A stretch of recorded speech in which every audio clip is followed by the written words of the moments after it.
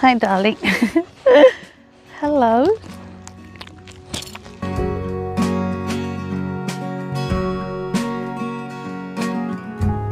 এই দুটো বাছুরকে দেখো, দেখে মনে হচ্ছে যেন ফটো শুটের জন্য রেডি। কি সুন্দর দাঁড়িয়ে রয়েছে, আবার পোজ দিচ্ছে মুখটুক ঘুরিয়ে। নীল আকাশ, সবুজ ঘাস, উন্মুক্ত পরিবেশ, প্রকৃতির মাঝে কিছুটা সময় কাটাতে কার না ভালো লাগে।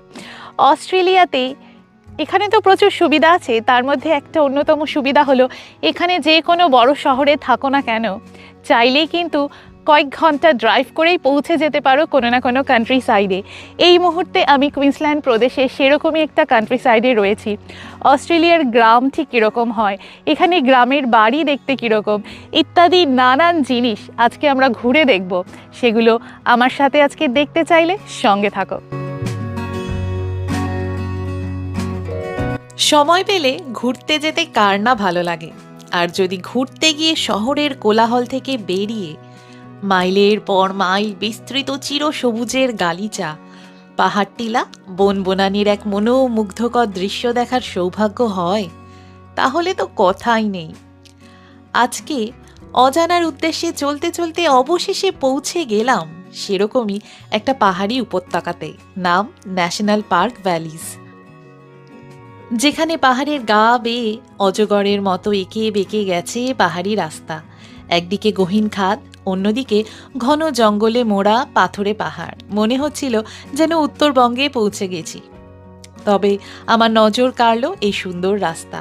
বৃষ্টিতে যাতে ধস নেমে বড় গাছ ভেঙে পড়ে রাস্তা বন্ধ না হয়ে যায়, কিংবা বৃষ্টিস্নাত রাস্তায় গাড়ি চালাতে গিয়ে কোনো পথ দুর্ঘটনা না ঘটে, তাই জনগণের নিরাপত্তার কথা মাথায় রেখেই রাস্তা দুধার দিয়ে সুন্দর ব্যারিকেড করে দেওয়া। আর বিপজ্জনক বাঁকের আগে রাস্তার স্পিড লিমিট উল্লেখ করে দেওয়া আছে।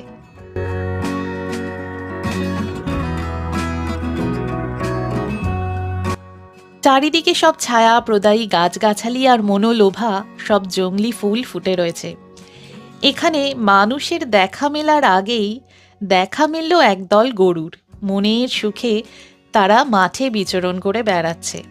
আসলে মানুষের সংখ্যা এই দেশে ভীষণই কম।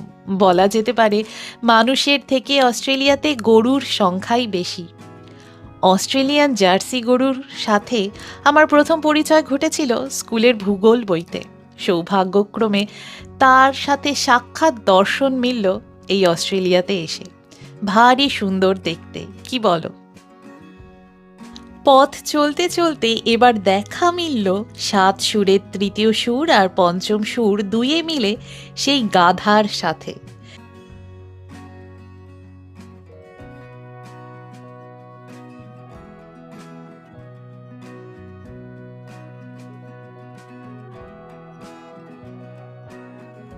তিনটে গাধা দিব্যি ঘাস খাচ্ছে।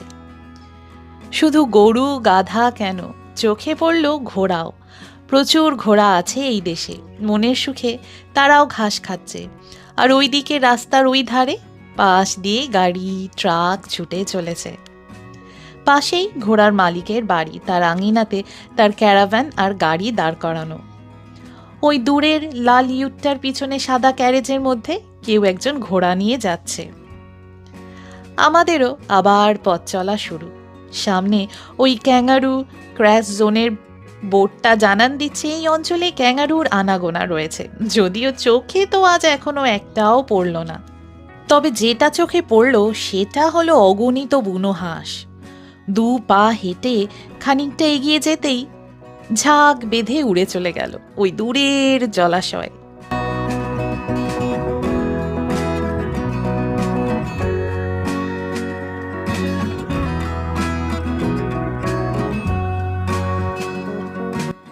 জলের মধ্যে খেয়াল করলাম একটা পানকৌড়িও রয়েছে, সেও গেল উড়ে। আর এইদিকে দেখো গাছ ভর্তি কত অ্যাভোকাডো হয়ে রয়েছে, বেশ বড় বড়, একটা দুটো গাছ নয়, এ তো রীতিমতো অ্যাভোকাডো ক্ষেত।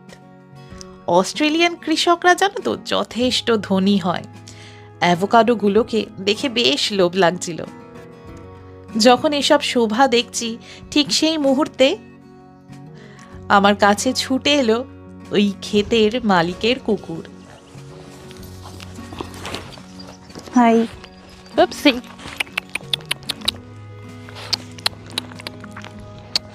Hi, darling.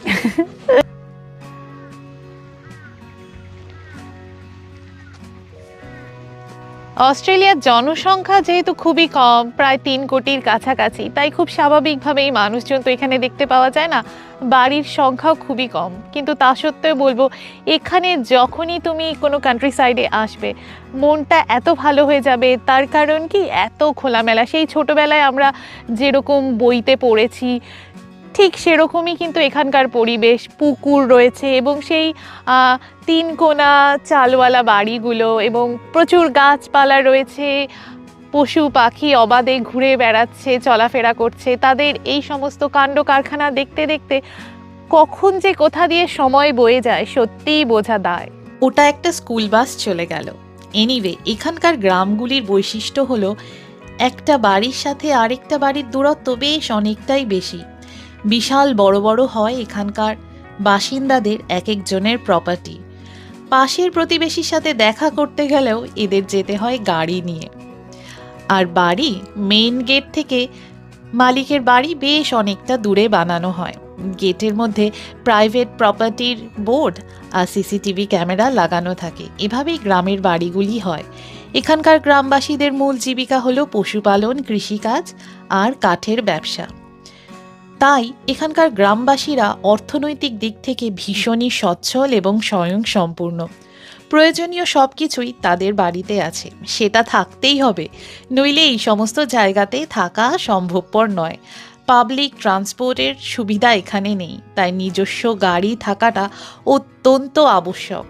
এবং নিকটবর্তী যে টাউন থাকে, প্রয়োজনে তারা সেখান থেকেই তাদের জিনিসপত্রগুলো নিয়ে আসে, এনে বাড়িতে স্টোর করে দেয়। ফলে এদের প্রচুর স্টোরেজ থাকে। গ্রামে কোনো কলেজ নেই, তবে স্কুল, ফায়ার ব্রিগেড, থানা, ছোট চিকিৎসা কেন্দ্র, প্রয়োজনীয় দোকান সবই এখানে রয়েছে। চলার পথের ধারেই চোখে পড়ল একটা ফল সবজির দোকান। টেম্পোরারি দোকান, তাঁবু দিয়ে খাটানো, ভীষণই সস্তায় সেখানে বিক্রি হচ্ছে নানা রকমের রং বেরঙের ফল সবজি। আর রাস্তার অন্য ধারে রয়েছে বিশাল স্ট্রবেরি ক্ষেত। যত দূরে চোখ যাচ্ছে শুধু ক্ষেত আর ক্ষেত। স্ট্রবেরি সবে হতে শুরু করেছে, 2-1টা পেকে আবার লাল টকটকে হয়ে গেছে দেখছি। তবে সেপ্টেম্বর মাস থেকে যখন এগুলি সব পাকবে, ভারী সুন্দর দেখতে লাগে।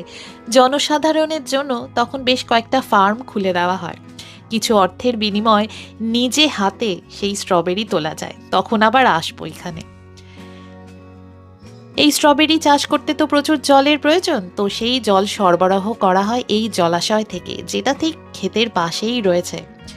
আর সেখানে দেখো অগণিত শালুক ফুটে রয়েছে, বক, হাঁস আরও কত পাখিদের আনাগোনা এখানে। প্রকৃতির এই মায়াজালে সত্যিই যেন হারিয়ে গেছি, খেয়ালই নেই যে ফিরতে হবে। বেশ সুন্দর কাটলো আজকের দিনটা। কীরকম লাগলো, কীরকম ঘুরলে আমার সাথে আজকে অস্ট্রেলিয়ার এই গ্রামটা, জানাতে একদম ভুলো না। আর অস্ট্রেলিয়ার উপরে এরকম আরও ব্লগ দেখতে হলে, অস্ট্রেলিয়া সম্পর্কে আরও জানতে হলে সঙ্গে অবশ্যই থেকো। সবাই খুব ভালো থেকো। আজ এখানেই শেষ করছি। আমি ডক্টর তৃষা। খুব শিগগিরই দেখা হচ্ছে অস্ট্রেলিয়ার উপরে নতুন আরেকটা ব্লগে। তারা।